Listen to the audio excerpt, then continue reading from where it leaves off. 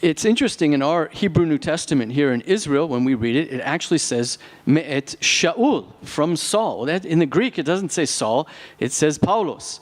But they made a decision, the translators of the modern Hebrew Bible, to say, hey, this is in Hebrew, and he had another name, a Hebrew name, which is Shaul, Saul. Or did he?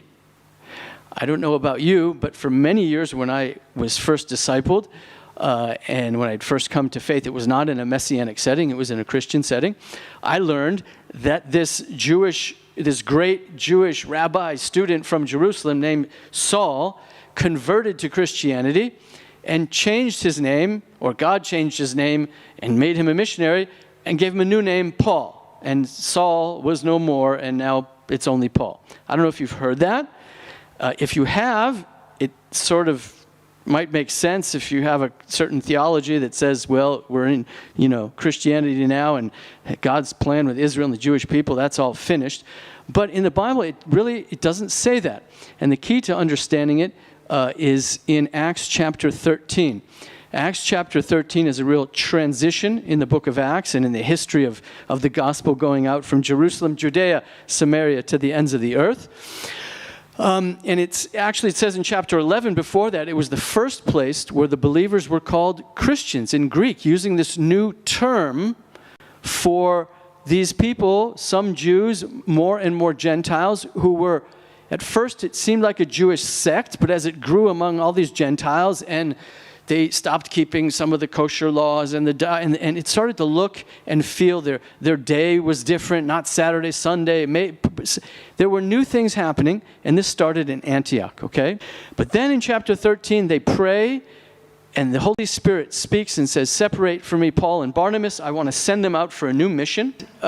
Immediately as they go out, it says in verse 9 that Saul, who was also known as Paul. Okay, and from this point on, in the rest of the book of Acts, there's no more Saul, it's Paul. And in all of Paul's letters, he says, like we see here in Ephesians, from Paulus, okay? He's writing in Greek, that's his Greek name. It's a very simple solution to understanding this. Jews back then, and still today, who are born outside of the land of Israel, often have two names. I'm one of them. I was born in the USA. My original name, and still my legal name in many places and for many purposes, is Lawrence. To my family back in America and to anyone who knew me growing up, I'm still Lawrence. I had the name Ariel. That's my Hebrew name. When I emigrated to Israel in 1998, I've only used that name, Ariel. Everyone here in Israel knows me as Ariel, not as Lawrence. Well, I was coming in one direction from the diaspora back to Israel. I went from being Lawrence to Ariel. Paul was moving, and the gospel was moving in the opposite direction. He was going from the Jewish community and from Israel, where he was Saul, and he began to emphasize his Greek Roman name, Paul, for the rest of the story. 1 Corinthians 9, verses 19 through 23. These amazing verses where Paul says, I have become all things to all men. To the Jews, I became as a Jew. Saul, I'm Saul to the Jews. To the Gentiles, those without the Torah, I became like them. I'm Paul. The point here is Paul had a sort of dual identity as a Jew and as a Roman. He was highly educated in both circles.